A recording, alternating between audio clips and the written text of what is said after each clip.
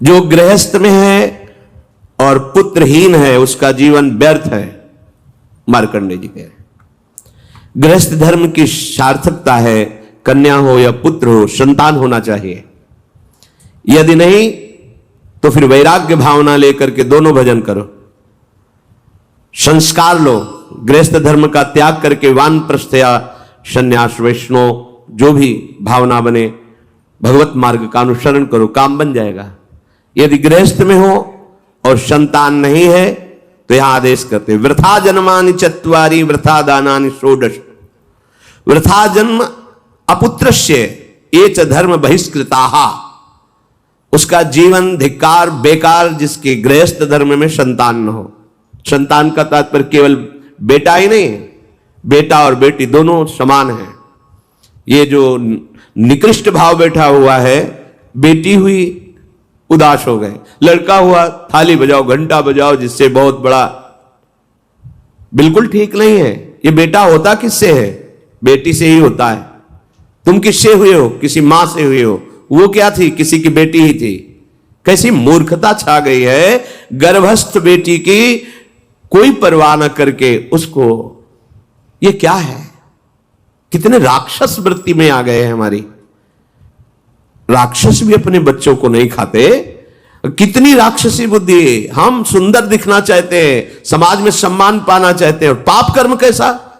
बेटी है गर्भ में, हत्या करा दो, नहीं चाहिए। तो बेटा कहां से पैदा होगा?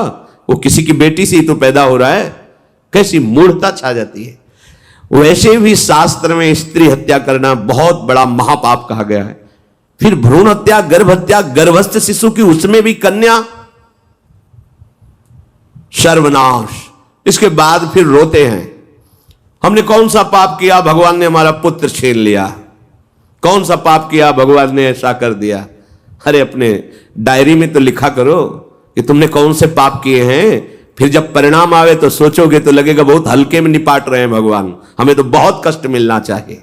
कैसी कैसी निर्दयता बैठ गई हो। हम मनुष्य कहलाते हैं, सदगृहस्थ कहलाते हैं, गर्भ से चलते हैं और गर्भस्थ शिशु की हत्या करते हैं। मान जाओ, ना सत्संग सुन रहे हो, ना शास्त्र स्वाध्याय कर रहे हो, इसलिए तुम्हें पता नहीं कि तुम कौन सा पाप कर रहे हो। ऐसे ये पाप, कुछ पाप ऐसे हैं जिनको वज्र की लीक कहा गया। वज्र की लीक में मिटाल नहीं सकते, तुम्हें भोगना पड़ेगा। जो गृहस्थ है और संतान नहीं है, उस जीवन को सार्थक करने के लिए अपने गृहस्थ जीवन का त्याग करो, तीर्थ धाम कहीं वास की व्यवस्था करो और दोनों मिलकर भजन करो, अपने शरीर को पूरा करो, तो जीवन सार्थक हो जाएगा। अगर गृहस्थ है, संतान है, पढ़ाओ लिखाओ, उसको उसी योग्य करो जैसे तुम्हारे माता पिता ने किया है, तो तुम उस ऋण से मुक्त हो जाओगे। और फिर भी भजन करो, भजन ही तुम्हें भगवान की प्राप्ति कराएगा। दूसरा, जो अपने धर्म से भ्रष्ट हो चुका है उसका जीवन व्यर्थ है। आपका एक धर्म है, सबसे पहला धर्म है मनुष्य धर्म। मनुष्य का क्या कर्तव्य है? अपने प्राणों का भी बलिदान देकर दूसरे की रक्षा करना, और यहां अपने मन को सुख पहुंचाने के लिए दूसरे की हत्या कर देना। कैसा राक्षसी भाव वृत्तियों में आ गया। देखो, अगर कोई माता बहन एकांत मिल जाए तो बस राक्षस जैसे टूट पड़ते हैं, ऐसे स्वभाव। बड़ी दुर्गति होगी, देख लेना, यहां भी होगी। छुपा के भी कर लो, तब कर्म प्रकाशित होगा जब तुम अपराध नहीं करोगे। अपराध नहीं करोगे तब वो अपराध तुम्हें फंसाएगा और जीवन भर रुलाएगा। मरने के बाद नर्क मिलेगा। नर्क माने बड़ी जेल है, वो बड़ी जेल, ये छोटी जेल है।